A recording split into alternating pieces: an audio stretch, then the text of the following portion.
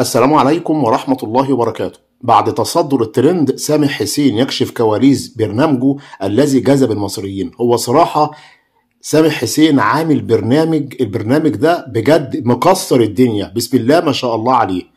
ما اشتغلش اي عمل السنة دي في شهر رمضان، ولكن سبحان الله عمل برنامج مدته 6 دقايق فقط. البرنامج دوت نجح نجاح هايل جدا على كل مواقع السوشيال ميديا، والناس كلها اشادت ليه بالنجاح. تعالوا نسمع بيقولوا ايه عن سامح حسين. قال الفنان المصري في تصريحات خاصة إنه كان متخوفا بشكل كبير من تقديم هذا البرنامج، خاصة أنه برنامج اجتماعي بلمحة دينية، كما أنه ليس داعية إسلاميا. كشف الفنان سامح حسين عن تجربة تقديمه لبرنامج قطايف الذي تصدر محركات البحث على مواقع التواصل الاجتماعي المختلفة، وأصبح البرنامج الأشهر والأنجح بين الجمهور.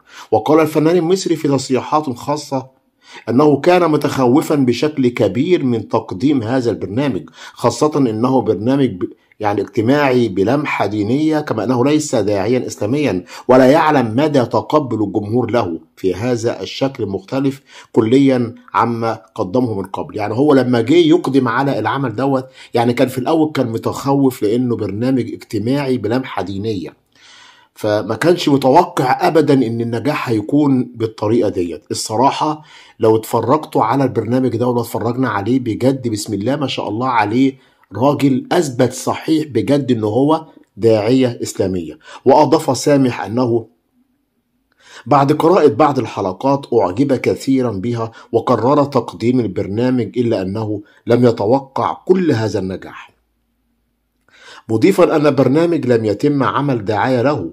وقال وقتها لمخرج العمل خليها على الله وبالله التوفيق.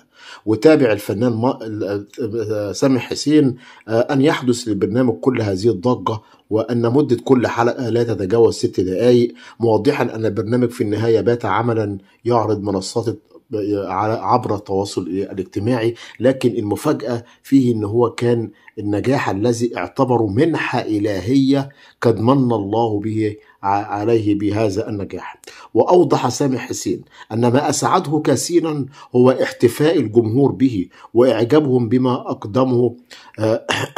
قدمه في البرنامج. لذلك كان لابد من أن يؤكد أن الفضل بعد الله يعود لكل من شارك في البرنامج، وعلى رأسهم كاتبه ومخرجه ومدير التصوير وباقي فريق العمل. وقال إن إشادة بعض زملاء النجوم أثلجت صدره وأشعرته بمذاق جديد ومختلف للنجاح، كما أن تكريم الدكتور أسامة الأزهري وزير الأوقاف المصري أكد أن سامح حسين أنه من أفضل الأشياء التي حدثت له مؤخرا، ويشعر أنه يعيش حلما جميلا وليس واقعا حقيقيا وملموسا، مضيفا بالقول لو كان هناك من أخبره قبل أسبوع أنه سوف يكرم من وزير الأوقاف لن يصدق، ويعتبر ذلك كلاما بعيدا عن الواقع.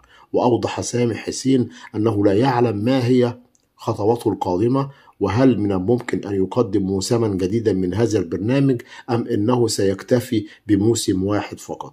لكنه في كل الحالات يتمنى أن يكون التوفيق حليفة في كل ما هو قادم.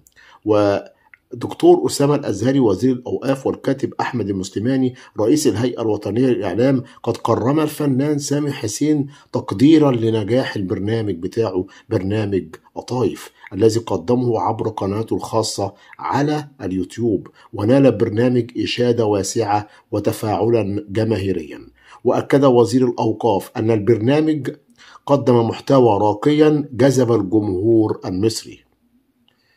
يعني شوف الواحد لما بيقدم على عمل وبدل ما هو ناوي خير والكلام اللي خارج منه كله كلام طيب بسم الله ما شاء الله عليه، وبعدين عنده قبول، يعني هو بيتكلم كده وسمعت منه وهو بيتكلم عنده قبول كده في طريقة الكلام وفي تخليك انك تقتنع بكل كلمة هو بيقولها.